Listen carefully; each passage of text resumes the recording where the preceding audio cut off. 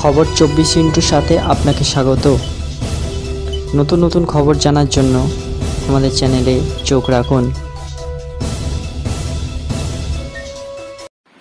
নমস্কার দর্শক বন্ধুরা, স্বাগত আমাদের এই চ্যানেলে। মাঝে একদিন ক্ষণিকের স্বস্তি ফের সময় নাবছে গরম। আগামী 3 দিনে 18 জেলায় তাপপ্রবাহের সতর্কতা জারি করেছে হাওয়া অফিস। দক্ষিণের পাশাপাশি এবার উত্তরেও হানা দেবে তাপপ্রবাহ। উত্তরবঙ্গের 3 জেলা মালদহ, উত্তর দিনাজপুর এবং দক্ষিণ দিনাজপুর তাপপ্রবাহের সতর্কতা জারি করা হয়েছে।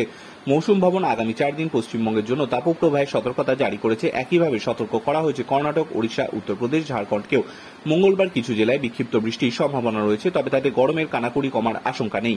মঙ্গলবার কলকাতা তাপপ্রবাহের আশঙ্কা নেই, তবে ভ্যাপসা গরমে ভোগাবে দিনভর। দিনের সর্বোচ্চ তাপমাত্রা 39 ডিগ্রি সেলসিয়াসের আশেপাশে থাকবে।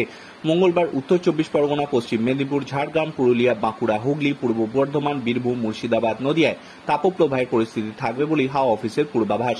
পূর্ব মেদিনীপুর, দক্ষিণ 24 পরগনা এবং পশ্চিম বর্ধমান জেলায় মাত্রাতিরিক্ত গরমের পূর্বাভাস রয়েছে। এরপর বুধবার তাপপ্রবাহের সতর্কবার্তা রয়েছে। এদিন কলকাতা সহ পূর্ব মেদিনীপুর, পশ্চিম মেদিনীপুর, দক্ষিণ 24 পরগনা, পশ্চিম বর্ধমান, বাঁকুড়া, বীরভূম জেলায় তাপপ্রবাহের সতর্কতা রয়েছে। বৃহস্পতিবার, শুক্রবারও সতর্ক করা হয়েছে পূর্ব মেদিনীপুর, পশ্চিম মেদিনীপুর, উত্তর 24 পরগনা, দক্ষিণ 24 পরগনা, পূর্ব বর্ধমান, পশ্চিম বর্ধমান, হুগলি, বাঁকুড়া এবং বীরভূমকে।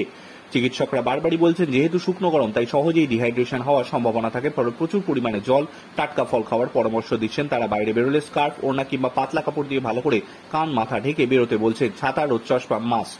Bureau report.